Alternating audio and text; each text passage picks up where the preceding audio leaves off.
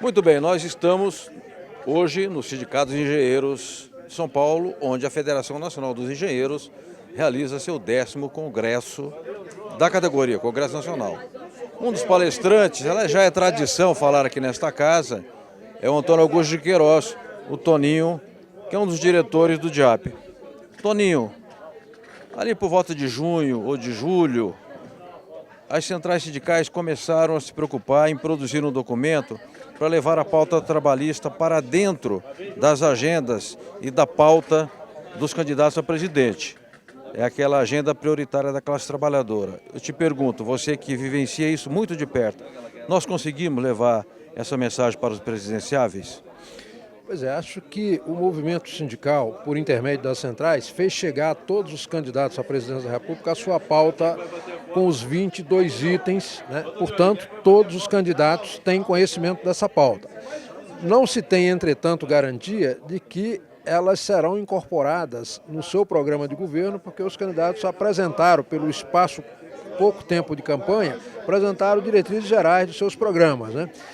E é preciso, então, que, uma vez havendo o segundo turno, procurar os dois candidatos, né, reiterar essa pauta e, uma vez eleito o candidato, procurar a transição para novamente chamar atenção aí num diálogo mais já claro, sabendo quem foi eleito, porque é fundamental perseverar nisso. Se a gente apenas entregar formalmente e não ficar em cima, isso não vai ser priorizado, porque os outros setores que têm demandas que gostariam que o governo desse seguimento, vão estar presentes lá acompanhando e cobrando. Então é fundamental perseverar nessas 3 etapas. Primeiro foi encaminhado para todos, depois se encaminha de novo e se dialoga com os 2 que foram para o segundo turno e, uma vez eleito um deles, se busca a equipe de transição e se busca, de modo mais detalhado, explicar cada um dos itens da pauta e a importância para a paz social dessa pauta no Brasil.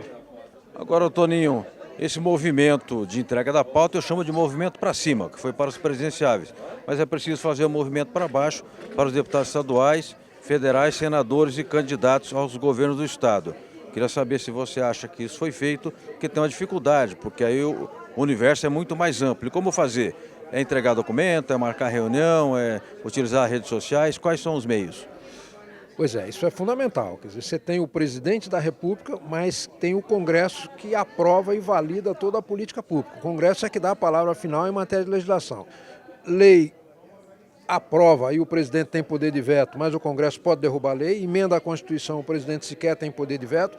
Então, boa parte da política pública passa pelo Congresso. O Congresso, então, tem muito poder e é preciso que se procure os parlamentares federais naqueles temas que têm repercussão nacional e os estaduais nos temas que dizem respeito à unidade da federação, o estado de cada um. Então, deve-se buscar os parlamentares, de preferência, pegar os candidatos com os quais as entidades se identificam e fazendo um evento para que ele não apenas receba a pauta, como possa ser esclarecido e assuma compromisso em relação a esse programa.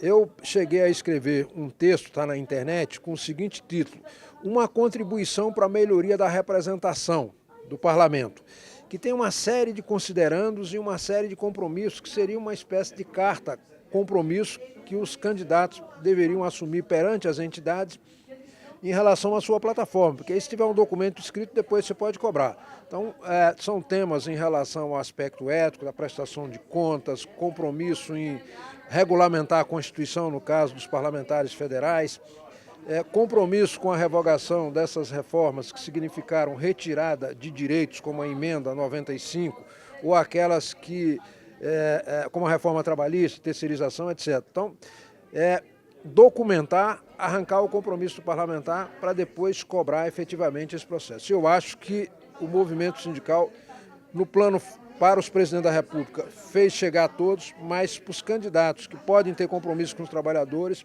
muitos deles não receberam ainda essa proposta e é importante que seja feita ainda no curso da campanha. Agora, Toninho, por fim, pela minha experiência, o movimento em direção à urna tem 2 momentos. O momento do não, você dizer, nesses ou nesse eu não voto. E depois tem o momento do sim. Nesses eu talvez vote e depois a pessoa acaba votando. três características de candidatos que afastam o eleitor trabalhador, seja ele um engenheiro, seja ele um condutor, seja ele um bancário, seja ele um gari. Três características que marcam um candidato que, digamos, que é distante da gente ou contra a gente. Pois é, em primeiro lugar, você precisa ter o critério em relação a quem já é parlamentar e em relação a quem não é. Em relação a quem é parlamentar, o melhor critério é analisar como é que ele votou nos temas de interesse dos trabalhadores, de interesse do país. Como é que votou na questão da Petrobras, como é que votou na terceirização, como é que votou na reforma trabalhista, no congelamento do gasto público, etc. O DIAP disponibilizou esses dados, tem lá na página cada um dos parlamentares atuais, se são candidatos à reeleição ou não, a base eleitoral deles, como votaram em relação a essa matéria. Então, em relação a quem tem mandato, já tem essa informação disponível.